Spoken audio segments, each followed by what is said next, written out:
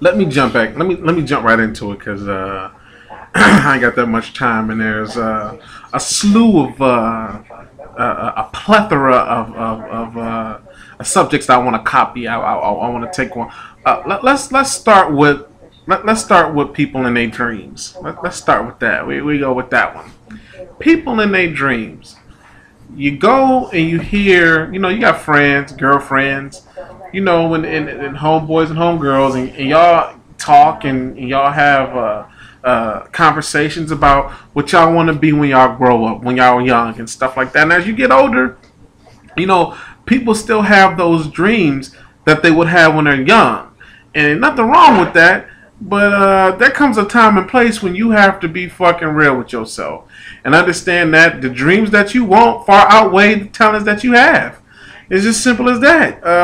And pretty much in layman's terms, you ain't shit. And so you should go ahead and just not even think about the dreams that you want to do. Don't do that. You're wasting your time. You've been in community college for 10 years, nigga. You could have had several degrees from a community college. You still busting your ass in a community college and you're damn near 32. Just give it the fuck up. I mean, they say that if you put your mind to something, you can get it done. Obviously, in your case, it can't happen. You ain't shit. There's just people that's just made to make whoppers. You might be that person. You need to pursue that. Pursue that dream and make me a hamburger. That's all I'm saying. It's like there's no reason for us to even talk about your intellectual ability when you spent damn near a decade in community college. Obviously you don't have it together. You know what I'm saying? So if you would just put down the number 2 pencil and pick up a spatula and flame broil my burger, please, I would really appreciate that. I don't want to hear about the hoop dreams. I just don't want to hear about it. People are very mesmerized by their imagination. And to be honest with you, I don't have nothing against people in their imagination, but you're not 7 years old. You know what I'm saying? If I hear, kids say, I want to be a doctor, you know what I tell little shorty? Go right on ahead. But if I hear a person who spent 12 years in a community college talking about he want to be a doctor, get that dream up. And then on top of the fact, if I hear, you ain't shit, and if I hear your kid say some shit, I'm liable to whisper in his ear too and tell him something that he probably should be hearing. Like, look, you might not amount to shit because of the DNA. The DNA is pretty much structured to say, look at what you at right now. These 2 people fucked and made you. You think something promising gonna come out of your life? I'm preparing for you right now. When I was working in Detroit, I told these little young kids that I'm preparing for you now. So when you get old, I know I'm gonna have to take you to jail. I just know it. And then I did. You know what? So I was kind of projecting a future to a certain extent. It's like, look, let's not be stupid here. You're gonna grow up and not be shit because your parents obviously grew up, don't have a handle on life, and then they made you. And that's what I think that they should do. Is that 2 people who ain't shit somehow, some way should be sterile. We need to find a way to niggas like to smoke weed. Put it in the weed. You know what I'm saying? Put it in the weed so this nigga can't have can't make a kid, another ain't shit kid. You know what I'm saying? It's kind of fucked up. You know what I mean? You're a loser as a dad, and then you come out, you leave your son. Now I got another fucking loser right here. He's a loser because you're a loser. You know what I'm saying? It's just kind of built in your DNA sometimes. You know what I'm saying? So some of the men who ain't shit get castrated. For the women who are out here breeding with you. You motherfuckers, y'all some silly people, man. You women are some silly people because y'all have the highest hopes. Y'all still think that life will work out for y'all somewhere. And I'm looking at it like, look, man, you damn near 40. If you didn't get it done in the first half a century, you need to go ahead and give it the fuck up, man. Ain't shit that you can do, man. Ain't nothing you can do. You went from dancing on tabletops to busting tabletops. I don't understand why you have dreams, hopes. Give it up, man. Give it the fuck up. You know what I'm saying? Then I just looked at this shit. This has got to be the most absolutely bullshit of a show. Scared straight. When you scare the kids, teenagers, into doing the right thing or try to keep them from jail. Look, it kind of goes back into what I was saying before. If you ain't shit, You ain't about to scare a kid who grew up in the hood. You ain't about to scare that nigga. That nigga's preparing for jail. That nigga know how to file a shank out of a toothbrush at the age of 7. It's pretty much molded in his mind that, you know what? When I get about 15, 16, I might do a heinous crime and end up in jail, so I gotta have my back. You know what I'm saying? I have to have the shank to have my back, and I'm gonna make that shit out of toiletries and you know, and a motherfucking toothbrush. You know what I mean? So, you know, you're not about to scare a kid like that. You know what I'm saying? You scare a white kid like that, maybe a black kid from the burbs, but you ain't about to scare no hardcore nigga. You know what I'm saying? Who grew up in the Jets? That nigga know how jail is. That nigga been you know, touched a couple times. You know what I'm saying? So that nigga know how it is. You know what I'm saying? Another thing I want to talk about before I forget. Let's talk about these molesting ass niggas around here. These Sandusky ass niggas around here, man. And it's a shame that, you know, grown men and grown women find kids attractive. I don't understand. Like, I don't see how you get that. I mean, I watched The Wizard of Oz when I was young. If there was or Willy Wonka and the Chocolate Factory, if there was any fucking midget woman there, I didn't find her hot. I don't see how you find that attractive. Like, you know what I'm saying? I know midgets need love too, and midgets need to have, you know, get their sex on or whatever. You know what I'm saying? But, you know, I'm talking about kids. I don't understand. I don't know what forces a man to want to rubberneck with another man, kid, not another man, you know, but a kid. Not only are you a fag, but you're a molesting fag on top of that. I can see if he was. I mean, I don't want to say I can see if he was molesting girls, but let's just hey, you know, you're gonna be molesting, might as well molest women, dude. Why you gonna molest little boys, man? It's like, you know, it's just ridiculous, man. The whole thing is preposterous, man.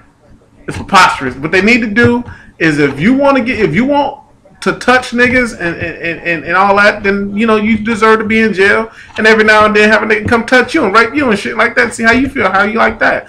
You think that the kid wanted, in your crazy ass mind, you think that the kid wanted. But in jail, they think the same shit too. So, you know, you might be it might be home place for you. You know what I'm saying? The niggas in jail think you want it, and if you tell them no, that's just a code word for them to say, you know, yes, real hard. So, you know what I'm saying? So you might as well just lie on your back when you go to jail. You might as well just lie on your front. The guys might as well just lie on their front and take it, dude. Take it. That's what you need to do. Take it. Right up the ass, man. Ain't nothing wrong, ain't nothing wrong with that in you in jail. You know what I'm saying? I was sitting up there thinking, like, you know, everybody, because it's naturally in us to want to have sex. You know what I'm saying? So for the girls who think that shit is not all guys want to have sex, yeah, but you do too, because it's kind of built in us. We all want sex. You're not gonna women can sit up here and say they can go without having sex, and guys can too. But you ain't gonna be going if you got double life in jail. Ain't no way in hell your ass gonna be going that long time without having sex. You're gonna be beaten off, or you're gonna be taking it from somebody in the jail cell, dude. And that's pretty much what happens. So, you know, same thing to these women too. I will, you know, they said that the women in prison, it's tough, man, you know, because the jailers be fucking the women. But I'm looking at it like, how are you complaining? It ain't like you getting out, so you might as well take the CO dick when you can't get it. You know what I'm saying? If I was a CO, I'll be out there, you know, I'll pass my card out like a motherfucker. Like, look, man, dial 2 if you want a nigga. You know what I'm saying? So I'll be doing it, man. I mean, what? Y'all convicts. Y'all ain't getting out. Now, if you went there for some, you know, some small shit and you be out in a couple of years, you know, 2 years, that's fine. But if, you know, if I'm in a maximum prison with women, nigga, you ain't getting out. You might as well take this dick, man. That's how I look at it. You know, and don't be fucking choosy about it. Look, if all I can spare is 5 minutes and that's all I can spare, don't be sitting up there talking shit to your other inmates about how quick I am in the sack, nigga. Because I ain't here to please you. I'm just here to get you off just a tad bit. Now, not really even get you off. If you can't get off, that's fine. You know what I'm saying? I shove this nightstick up your ass and see how you get off on that. You know what I mean? If I can't do it, the nightstick can do it. You know what I'm saying? Or an asp baton would do it. You know what I'm saying? That's how I feel. That's how I think about it. When we got standards in the bedroom, all of a sudden, y'all got standards in the motherfucking bedroom? Like, when did this shit happen? It's like, women want, you to do all kinds of shit sometimes. And it's like, you know, when y'all in the mood, but then on top of that, you won't let a nigga come in your face. but you want him to do all this other shit, and you like, I don't want to do that. You know, you damn near got to shank a girl just for her to put, you can put your dick in the mouth. You got to pull out a blade on that motherfucker and buck 50 in her face so she can suck your dick. And it's like, damn, dude, I got to take a hostage in the house just so you can suck a dick around there, dude. It's like, it's ridiculous. I look at it like this. If a man lives in a house and his casa, su casa, then the motherfucking woman that stay in the house need to suck his dick just to keep things on a better level, man. That's how I look at it. Keep shit on an even level in his mind. Suck your man's dick, man. You know what I'm saying? And then he won't be so wound up and uptight. This nigga will be loving to come home because he's like, you know what? My girl, she might, top a nigga off. You know what I mean? Top a nigga off. You know what I'm saying? Or be spontaneous. You know what I'm saying, girls? You know what I'm saying? And nigga grab your pussy in the car while you drive. Suck his dick while you driving. This should not be a planned thing. Getting a dick sucked sometimes should be planned. It should be some shit like, damn. I'm frying eggs and I'm getting, my dick sucked. Shit like that. Niggas will love. You know how much I'll be happy? I go to work. I go to a job that I really hate for my girl if she sucked my dick on a continuous basis. You know what I'm saying? It's like, I may hate this job. I may want to quit. But knowing that I have to take care of her and knowing that she takes care of me, I go to that job. But if I'm at home, I got chapped dick, she's screaming and yelling, it's like, it's chaos in the house. I'm liable to quit my job and tell her I'm going, I'll be back, I'm going to the gas station. And she will never see me again. All because I got the chapped dick. All because it's like a Boy Scout campfire in my motherfucking pants. Put out the flame. Suck my dick. That's what I say. Put out the flame, suck my dick. Another thing I want to say is this, man. I was thinking about this shit when I was at work. Why is it that when you meet a woman and you talking to her, she said, I got a kid or whatever, she immediately try to introduce you to this little motherfucker like you want to meet him. It's like, hold on, wait a minute. I'm just getting to know you. You know what I'm saying? I don't want to know that motherfucker because I might not be sticking around that much for that nigga to be calling me daddy and some shit. I don't want that shit. What I came over here for is to talk to you, to try to negotiate pussy. I didn't come over here to try to be, try to meet that little snot-nosed motherfucker. You need to change his diaper on top of that because this motherfucker got this house lit the fuck up. You know what I'm saying? I don't want to see that. I want to see him. I think that you putting too much in the relationship so fast. You know what I'm saying? It's like, give up the pussy first before you start thinking that I have any, that I want any kind of relationship with that little motherfucker, because the pussy might be trash. The one thing that I think that should happen before any real seriousness needs to go on is fucking. You need to have sex. First of all, I need to know if when I'm fucking you, that you don't got any, real fucked up injuries. Like, people hide shit under clothes. And when you get them naked and shit, you like, damn, nigga, I didn't know you had, what the fuck, you got a prosthetic leg? When the fuck did that happen? It's like, you should have said some shit like that. So now all of a sudden, it's like, yeah, it's kind of like Deuce Bigelow out this bitch. It's like, I'm fucking you, I take your drawers off, and I find out that, you missing, a patch of your pubic hair won't grow. And I'm like, what the fuck happened? You look like you got tennis on the pussy. And I'm like, a wingworm on your pussy. And I'm looking at it like, when the fuck did this happen? It's like, you should have said something to me about that, and I wouldn't react that way. That's what I think should happen. Then you start introducing me to your crumb snatchers and shit like that. Don't try to push the motherfuckers on me right when you see me and be like, oh yeah, this is my baby. You gotta accept them. You trying to find a daddy for them niggas. You know what I'm saying? It's like, nobody want to, fuck your kids, man. Find a real daddy first. You know what I'm saying? You find them niggas first, and then I'll come and I'll play stepdaddy. And stepdaddy, pretty much all it is y'all niggas watch TV downstairs while I'm upstairs beating up the guts. Then I'm gonna come out with a parched throat downstairs in my drawers and my dick stuck to my thigh. Give me some of the baby's apple juice, some of that juicy juice. I'm drinking it, and I'm taking my ass back upstairs to pound your mama again. That's what a stepdaddy is, man. That's the true definition of a stepdad. To come through, beat up the guts, tell you little motherfuckers to shut up, and I got your mama upstairs hollering. You know what I'm saying? And if I do the job right, you know what I'm saying, y'all see a lot more of me. I take y'all motherfuckers out somewhere, you know what I'm saying? Let y'all run across the freeway or some shit like that. You know what I mean? You know, do some real fatherly shit, you know what I mean? It's really crazy, man. It's really crazy how they just put shit on you so soon, man. It's just, I don't know, man.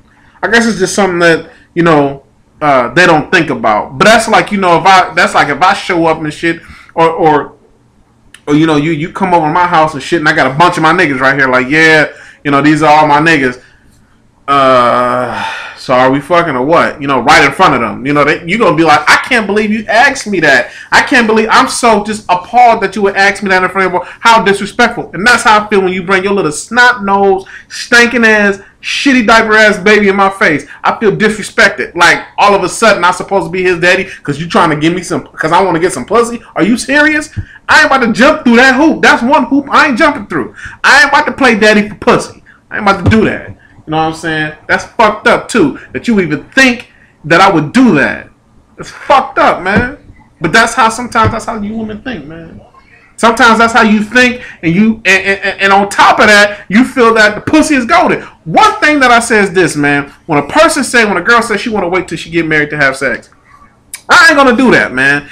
I'm promote that you fuck before that, because the worst thing ever is to get married and then turn around fuck somebody and the pussy trash and the pussy cause a divorce. You know how trash your pussy gotta be to cause a divorce? An annulment? That means your pussy is tired. That means it is tired. Or you don't know what the fuck you're doing. And sometimes, man, you know, women, we don't have, you know, dick can be trash, you know what I'm saying? Dick can be trash. I'm not saying that it can't. But what I am saying is that, who gives a fuck? If your pussy is trash, I'll divorce you.